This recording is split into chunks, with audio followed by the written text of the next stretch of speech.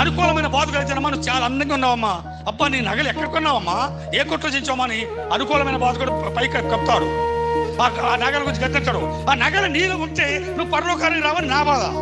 అంతే తప్ప నువ్వు నగలు ఎత్తుకున్నావని, లేకపోతే ఏదో ఆలోచించుకున్నావని, జుట్టుకు రంగులు వేసుకున్నావని, లిప్టికలు పెట్టుకున్నావని, టైట్ ప్యాంట్లు వేసుకున్నావని నాకేం బాధ కాదు. నువ్వు పరలోకానికి రాకుండా పాతాలన్నీ పోతున్నావని నీ పైన కాపరిగా నాకుండా భాషను మాట్లాడుతున్నాను అంతే. ఎవరిని గాయపెట్టాలని కాదు, ఎవరిని బాధ పెట్టాలని కాదు, ఎవరి మనసును నచ్చపెట్టాలని కాదు మాటలు. మీరందరూ కలిసి మా అందరం కలిసి పాటలు పాడుకుంటాం మధ్యాకాశంలో ఆయన కలవాలని చెప్తే తప్ప అంతప్ప ఎవరి మీద నాకు దాసుడు కాదు. అందుకే పౌల్ గారు అన్నాడు, మా బోధ కపటమైనది కాదు.